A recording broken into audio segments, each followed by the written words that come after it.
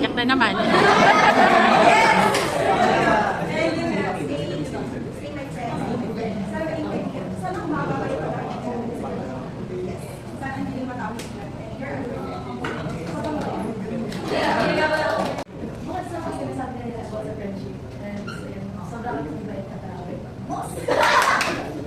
Siguro yung pinaka na-enjoy ko sa'yo sa porn jokes. Kasi kahit porn siya, pero parang na-enjoy ako palagi sa jokes. Pinaka-lusan ko joke is yung sa yung waiter, yung over the rainbow. Yung over the rainbow. Explain nyo. Hindi nila get, so dami sa video. Di ko natanda. Sabi mo yung yung gusto ko kasi sobrang nakatawa kay porn. Tsaka pinaka-ano nung makeup din, kasi siya yung naging body-body ko sa makeup. Tapos kasama ko siya pinaiyak, ganun sa makeup. Sana ako mag-friendship natin. Talagang mga tayo.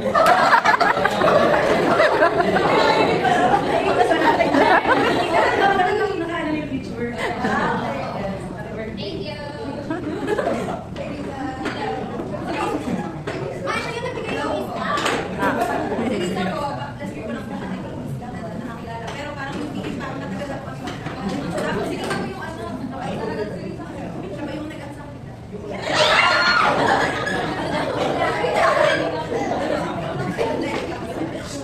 Ayun po, si Lisa po, yung leader talaga lagi na akong i-remind sa research.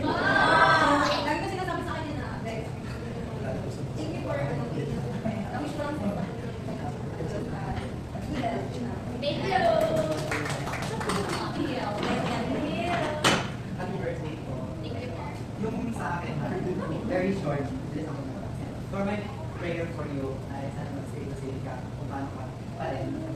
Kasi sa ating sabok, very responsible. Ay, promote talaga para sa SR.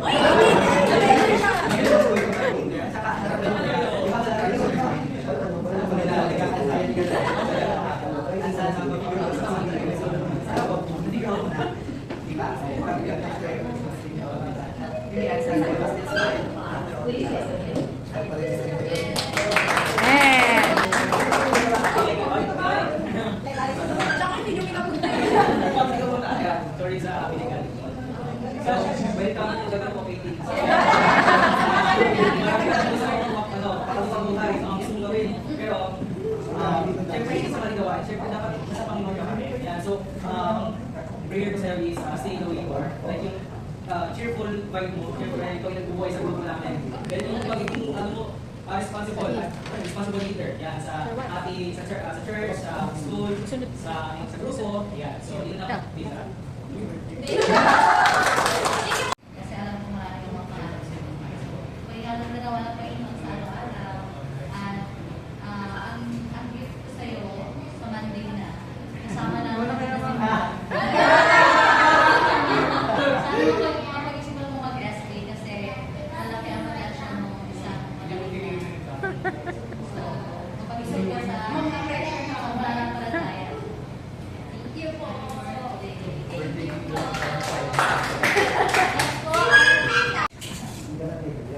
Ano gagawin dito? Wish mo daw, yung ate isa. Maging mabait sa amin.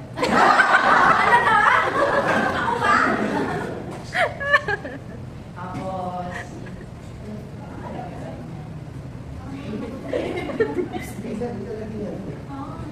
Ba't natawag ako? Maging mabait. Si Ate kasi yung laging natulong sa akin sa mga assignment.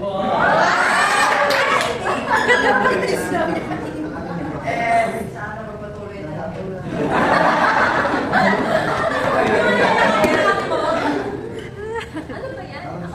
Ano ba yan?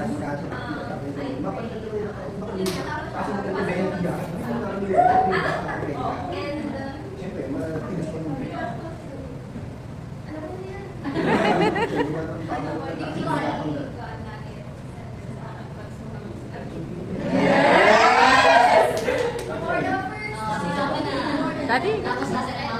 Ay, huwag ako na.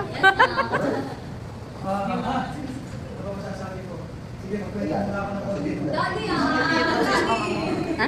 May chat Kasi sa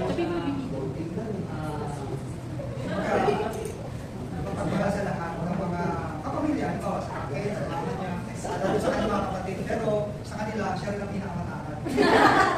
Yan. So kasi talaga nakakaawin din yan pagka kailangan eh.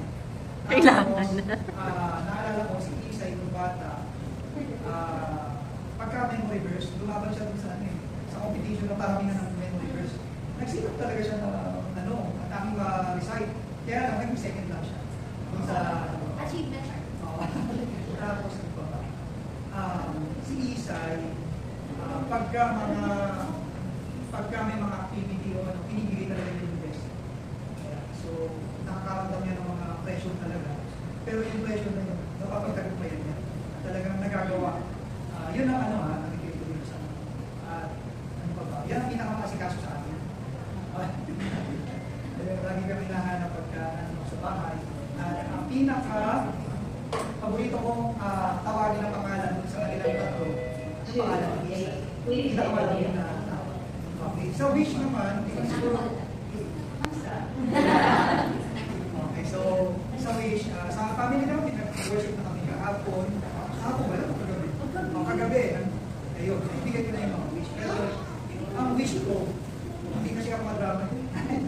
Hindi, ang wish ay yung kanta ni Emily Traversi. I wish Isa is si Jesus.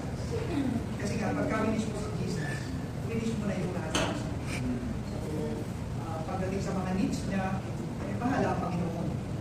Kami yung instruments para sa iba. Yun nga, nakita ko talaga, si Isa ay love namin ng Panginoon. Kasi tinutulungan sa lahat. So, yun lang. Love namin to. Wala yung mami.